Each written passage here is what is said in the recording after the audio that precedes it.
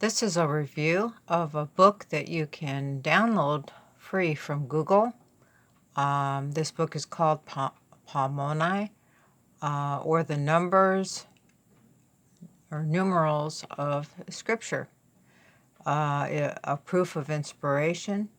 And it is, it says it's a free inquiry, which is an interesting word in comparing what's really being said in this book and by the author. So under the same page where it talks about the title of the book and a free inquiry, the author is called Brother, I think that is, the initials M. Mahan, D.D., which means Doctor of Divinity, St. Mark's in the Bowery, Professor of Ecclesiastical History in the General Theological Seminary. And his first name is Milo. I found that out when I Googled his history, and we'll discuss that. And he quotes here, he created wisdom and saw her and numbered her and poured her upon all his works. Why else is he styled Palmoni? And he quotes leaves a reference to Daniel 8:13. So that's interesting. We want to make sure we understand correctly what Daniel 8:13 is saying. So Palmoni, which is rendered in the margin of our English Bibles, the numberer of secrets, or the wonderful numberer, and he quotes the reference to that. This is from New York, and it lists the company that published it. And notice the date is 1863. This is the actual certified copy, entered according to the Act of Congress in the year 1863, I believe that says, unless it's kind of blurred. It can read 1868, but it was published in 1863, so that's probably the date here. And once again, it lists the specific information about that. The book quotes here as it's starting. The first quote is from Ecclesiastes 1 verse 9, and the next quote is from Wisdom, which is, I believe, one of the books in the Apocrypha, and then he quotes from Psalms. So I'm going to suggest that you pause and read those quotes. This is the preface, and it describes what it means to have a free inquiry. So I'm going to leave it to you to pause it and read that. And here's the second paragraph of that. Then there's a preface, which I won't post in here, but the author wrote this preface from the General Theological Seminary in New York on June 9, 1863. So note the dates.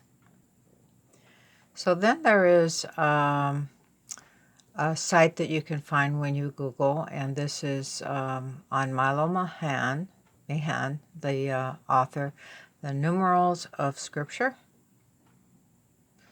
Talks about the use with how they number things, or how he numbered things, going to the Hebrew and Chaldean letters, the Roman letters, and what he did with that.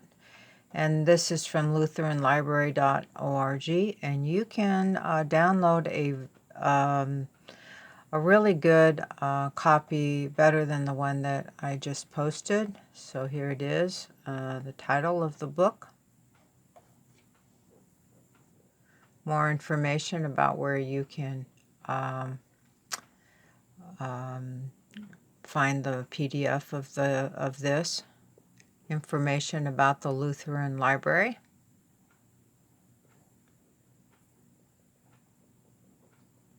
So you can see that this copy, which I downloaded from the Lutheran Library site, is really a better copy to look through, and you can see what's being said there. And quoting once again or referencing Daniel 8:13.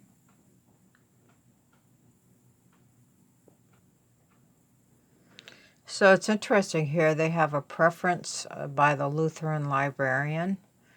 And in republishing this book, we seek to introduce the unconventional thinker to a new generation of those seeking spiritual truth.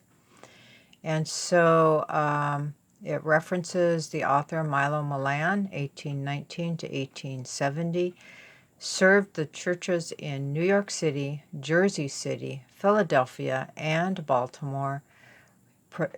Professor of church history at General Theological Seminary, admirer of the Oxford movement in the Anglican Church, Anglican Church, I can't pronounce it very well, and he sided with the South in the Civil War. So there's some information about the author regarding this. So I Googled history about the author, Milo Mahan, and I'm going to read through this. Just briefly, I'm going to notice some things. He was born May 24, 1819, died September 7, 1870. He was a historian, an educator, and a high churchman. He was born in Suffolk, Virginia. Mahan studied at the Flushing Institute in Long Island, and then he taught Greek at the Episcopal High School in Alexandria, Virginia. His admiration of the Oxford movement displeased Bishop William Meade. Mahan went back to Flushing, where he taught at St. Paul's College. He studied privately for the ordained ministry and was ordained deacon on October 27, 1845, and priest on December 14, 1846. So those are dates to remember. This occurred after the October 22, 1844 movement. So I just want to be aware of those dates. So then he began his ministry as an assistant at the Church of the Annunciation in New York. In November 1848, he became rector of the Grace Church in Jersey City, New Jersey. In 1850, he became the assistant of St. Mark's Church in Philadelphia. Mahan was professor of ecclesiastical history at the General Theological Seminary from 1851 until 1864.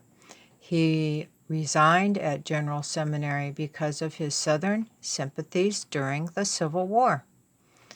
And he became rector of St. Paul's Church in Baltimore. And then on June 30, 1870, Mahan was called back to General Seminary to be professor of systematic divinity. But he died before he began his duties. So he was going to be working as a professor of what's called systematic divinity. We may want to look that up.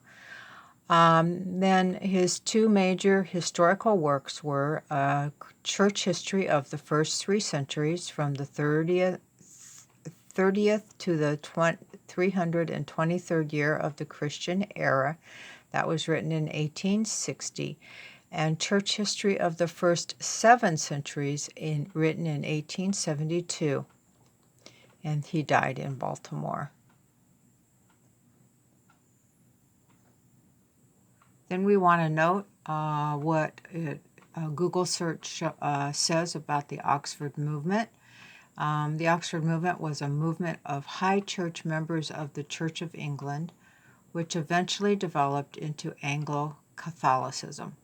The movement, whose original devotees were mostly associated with the University of Oxford, argued for the reinstatement of some older Christian traditions of faith and their inclusion into American liturgy and theology. They thought of Anglicanism as one of three branches of the one holy Catholic and Apostolic Christian Church.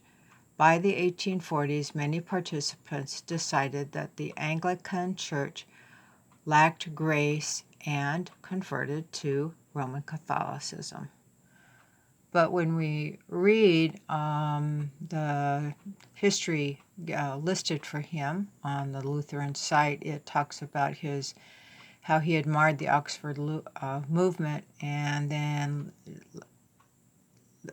it acknowledges that he resigned because he had Southern sympathies during the Civil War. So he was involved in the Oxford movement at a time when there were Southern sympathies during the Civil War.